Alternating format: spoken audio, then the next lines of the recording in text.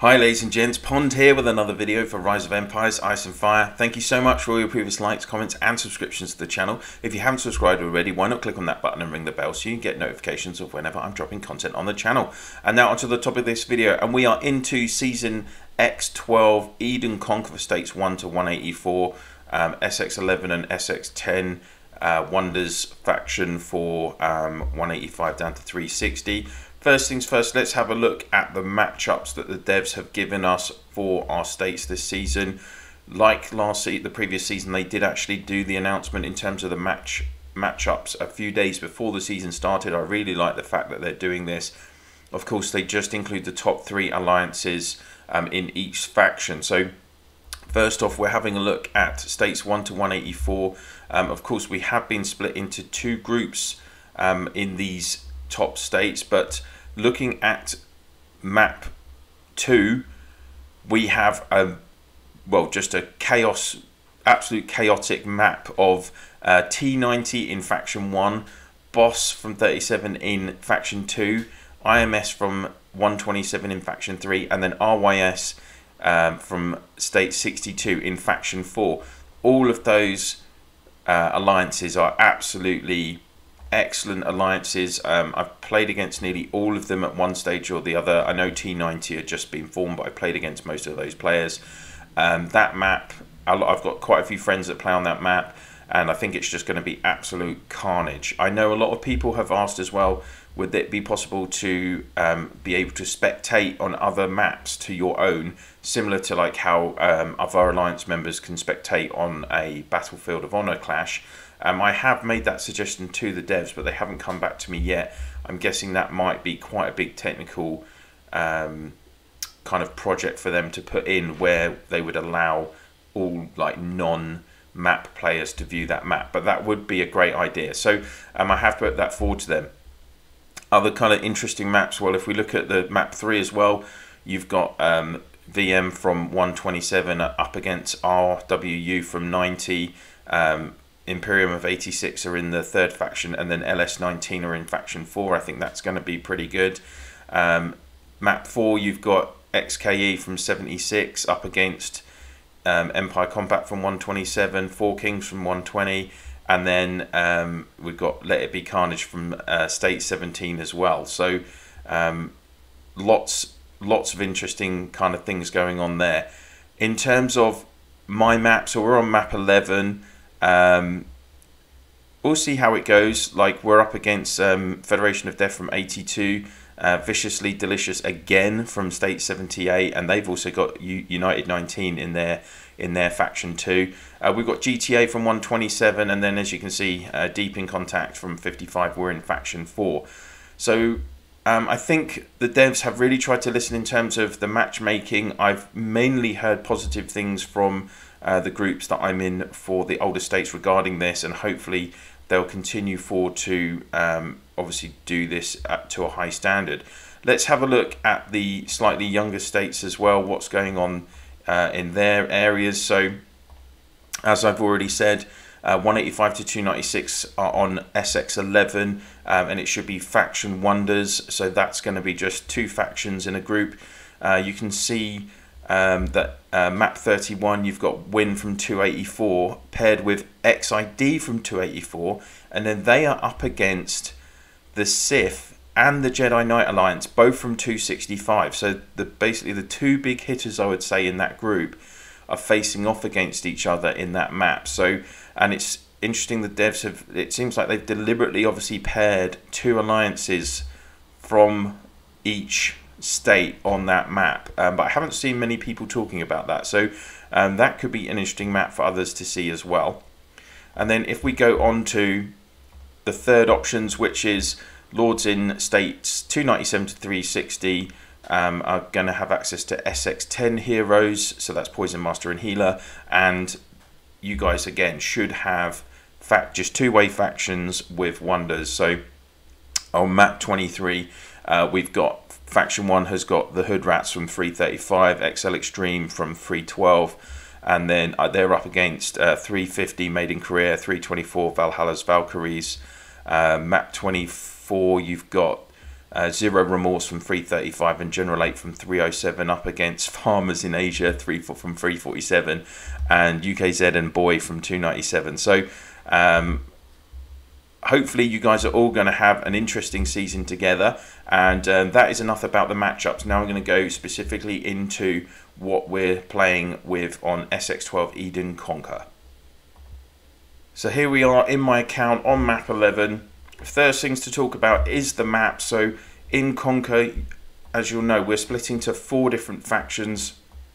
Each corner you can see the coloured lines marking out our initial zones, and interestingly you can actually move pretty freely within these areas. If you look, there are spaces in the, here we go, there are spaces in between the mountains in our kind of whole sector. So this is you are pretty free to move around, and that can obviously keep you busy for the first couple of weeks. Then we're going to have the gates here to go into the intersections. You can see that each corner does have a capital, and then there are 4 capitals on this first intersection, and then 2 capitals in the center, and then of course we've got the ancient temple as usual. So that is the structure of the map. We're waiting for these inner gates to open, and it's going to be a couple of weeks, 16 days until these inner gates open, so it'll be a while before we're actually potentially the season gets started in earnest, really, to go against each other.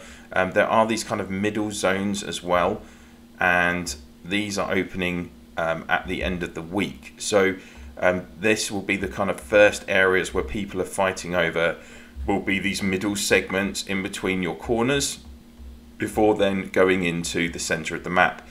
And of course, as usual, it will be important to cover as much of the map as possible. The main thing about Conquer, I would say, is that we are no longer being scored on occupation value or faction value. It's all about merit.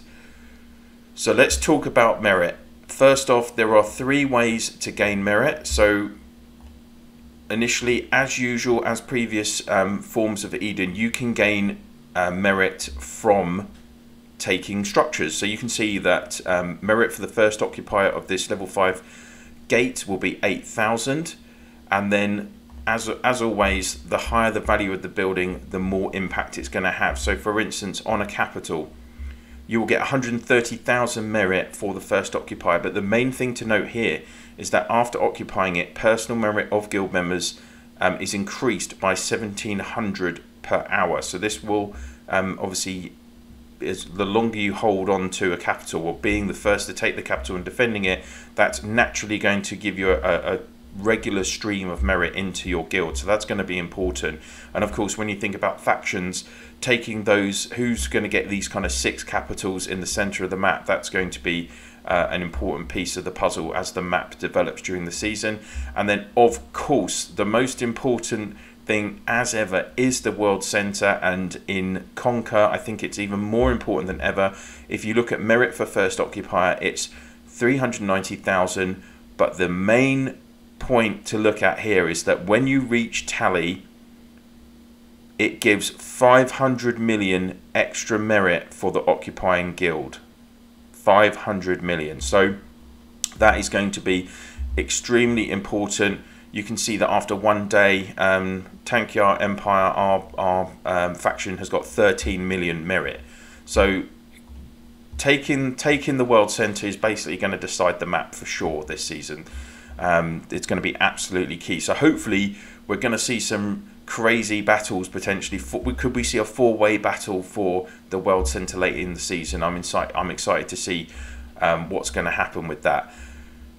You do also, as you can see, have merit reward info for your just the guild, and also as personal merit. So you can gain merit in various ways apart from the structures. You can also gain it from sieges. So if you attack a siege castle, you hit it and you win, you will take merit from that castle and it will be added to your total. So this is another gameplay mechanic that is encouraging us to engage in battles in sieges with each other to keep the season active. I think it's a really good idea. Hopefully, you know, everyone's going to end up with no troops at the end of the season because of this. And, you know, it makes you want to think about where do you pitch your battles as well. You know, you don't want to be just constantly bombarding a top account, because all that account's going to be doing is just taking all your merit from you. So it should make people think about that. The other area that you can gain merit is from faction missions. Now, faction missions are actually just in events, and they're down here on the left-hand side. There's been a lot of chat about faction missions. First things first, on the main menu, you can collect a daily gift. It's just usually just something small like gems or whatever. Then you have the icons for the 4 different empires. Now, the first thing to confirm is that you just want to choose any empire to do your missions in initially, because you want to get the highest star rating for that mission as possible. The reason for that is that it will give you more amiability. So if we look at the if we go to Tankyar, for instance, so I have been working on Tankyar the last couple of days. So the way that faction missions work are, you send troops on the mission. The mission times have take various times. The highest I've seen so far was a 3-star mission that took 360 minutes. The higher that you can go up, well, on LSS it did go up to 5-star missions, so I presume that will be the highest. You start with 5 a day when you vet on day 1, and then it basically gives you an extra mission every 3 hours. So on day 1 you literally start with 5 missions, and then going forward it just gives you an extra task every 3 hours.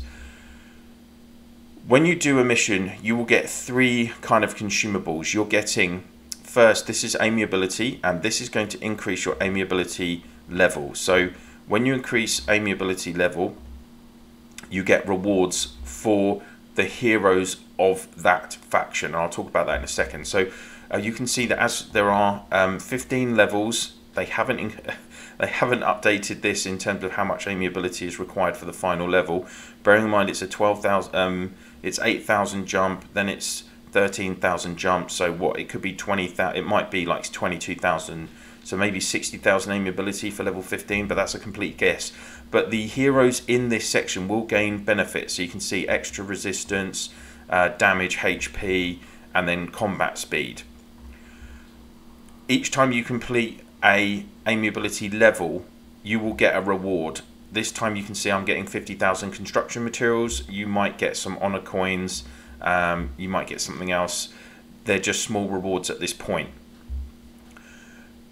So that is amiability, and each faction's amiability level is different. So you do have to, if you want to increase, you want to be increasing the amiability in each of the factions, because then you're improving the stats of the heroes linked to that amiability. So you can see here core members, and it's got an image of dual blade. So when you click on the icon, it shows you all of the heroes that are linked to this faction. So you're upgrading, by upgrading the amiability, you're improving the stats for these heroes in this section.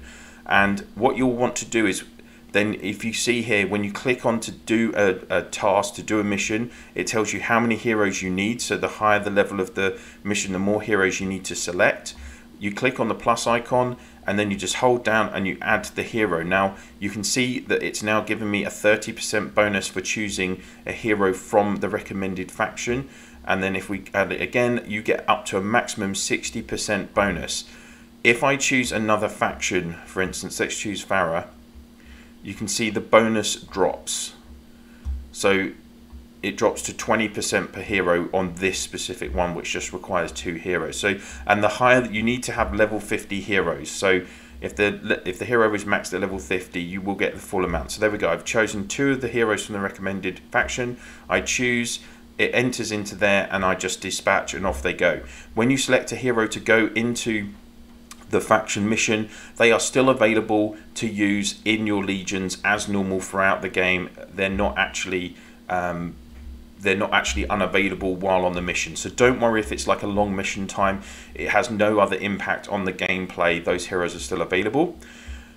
Let's talk about these other icons. So the middle one is merit. So this will tell you how many merit that you'll get from that mission. And of course you'll get a 60% bonus if you put those heroes. And then the third thing are these little kind of book icons. So if we go back out to the main menu, you see we have faction files. So faction files basically you're going to have to complete all, there are 60 in total, 15 per faction, and it just tells you you're going to acquire these files as you complete your missions. Currently I have 12 because I've already unlocked, there we go, I've already unlocked one of the sections from the files. Basically you just want to go with all and just click on it to so you use your broken pages to unlock the event, and that's all you're going to do, is just unlock all of these events. So there we go, I've unlocked the first 5. Now why do you want to do that? Well, at the bottom you can see there's a progress bar actually gaining as I enter these. So as I said, there are 60 files to unlock in total, and you're going to get rewards at each level. So honor points, more honor points, and then at 40 still more. So lots of honor points to be gained, but the most important thing why you want to be completing getting as many broken pages as possible to maximize your broken files and unlock all 60 is because if you do all 60, you will get an X12 legendary recruitment selection card. So that is really, really important. So do your missions, guys. Choose the highest star you can every day. You can reset your options as well. So for instance, if I go to Bozeman option, I don't like these missions because they're only 1 star. You can click on the spawn and it will allow you to refresh. Now I've already done this several times today. The first 2 times you refresh, you get for free, and then it increases in cost in gems incrementally. So the first time it was 50 gems, second time was 100 gems, this is the third time it's 200 gems. So let's do it now, and we'll just refresh, and then you can see that I've got one option with 2 stars now, so I would do that again. It will give you a short 5-second wait to if you want to respawn again, and now the next option is 500 gems. So obviously if you're a top spinner, if you've got lots of gems, you can just refresh plenty of times until you're getting the star options you want. You might want to be a little bit careful with that. So those are how faction missions work.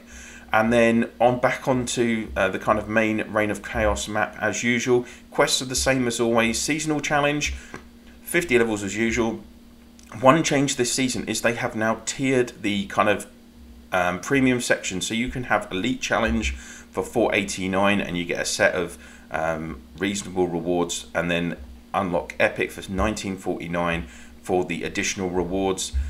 As usual, everyone wants to know what is the final Legion skin, and this time we have an Icy Knight that is giving an extra 12% might and 9% chaos resistance.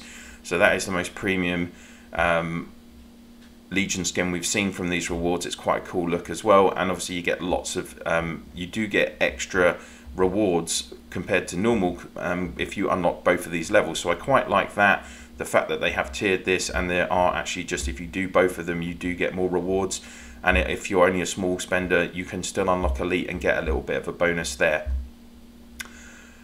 Guild menu is the same as before, as far as I can see. You're going to want to level up your guild. Season rewards, key thing from this. So the faction reward for the winners, as you can see, you're going to get 2 SX12 tickets, a X1 to X5 ticket, and then the S1 to S4 tickets. Yes, they're still doing those.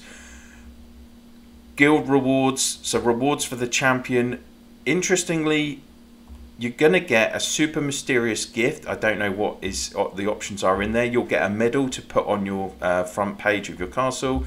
That's available for all of them. And then the kind of levels of the rewards I think are, well, you're getting less honor coins, actually 100,000 this time. Usually the winner gets 200,000. And then obviously this is for sum of personal and guild merits ranked 2 in the faction, and it decreases down. So you'll still get pretty good rewards if you're just ranked 1 in your faction, and if you win the whole map, then you get these extra rewards. Personal achievement rewards. Last season they dropped it down to SX8. I was very clear to the devs. I said this was I did say feedback that was not, you know, a lot of people were frustrated about that, and they have put back in the X12 tickets now, because we should have had X11 last season. So that is, we currently have an X12 ticket for the top levels of personal achievement, and then we also have an X1 to X5 legendary ticket if you get the second tier. So that's slightly better than before, I think, because you were only getting the S1 to S4 random selection ticket. This time you'll get a random ticket all the way up to X5, which is Liberator and Ashen Verdict. So might be of use to some. I hope that would be of use to lower level players. And then Season Hero Preview. So we have the 2 cards as usual. Card 2. Now, because we've got the 3 heroes available, Pepin is actually available on both banners. So on banner 2, it's Pepin and Balicarius with the other previous banner 2 heroes, and then on banner 1, it's El Cid and Pepin again. So that's how it's broken down. You know, if you don't have Hellfire maxed, for instance, El Cid does go well with Hellfire and Avalanche, so that might be an option for you. It depends if you're strong on your archers, you might want to go for Balicarius, because he links in with Poison Master. And if you've got Arslan, Pepin and Arslan work well together as well. So just depends how you're going to want to do those options. Phew. Faction info. So this is just showing obviously the total scores for the faction. So obviously the winners with the most merit will get that winner reward. And then it breaks it down currently into your guild merit as well, in terms of who's got the highest rank. So DIC, we're currently ranked 6th on the map. GTA are leading at the moment. Ace in our Empire and FUA are doing we're really close with FUA. So it's looking pretty good for us at the moment. Oh, and yeah, sorry, and FEA are in our. We've got 4 of the top 6 ranked, 5 of the top 7 ranked alliances on the map at the moment. So hopefully if we can work out a good plan to merge together later in the season, it is 200 player max as usual, then we should have a good season. I'm really hopeful that it's going to be a nice competitive map and we're going to see lots of action. Alright guys, really long video for you. I had lots to cover. I hope I have basically covered everything that I needed to. Oh, there is daily merit rewards as well, which you want to that's based on your own personal ranking, I believe. So you want to keep an eye on those as well. Yeah, I think that's it. So I'd be interested to hear your comments in the comment section down below. If I have missed anything, please give it a shout out in the comments. Lots of new functions and stuff going on this season with this new format of Conquer. Do you like the new format, the 4-way, or is it just too early to tell yet? I'd be interested to hear what your thoughts are. And of course, if you please share this video and my channel in your Alliance chat, Province chat, and through Line, WhatsApp, Viber, Discord, whatever you use to communicate with your fellow players in the game, that'd be very much appreciated. Thank you so much for watching, and I'll see you soon.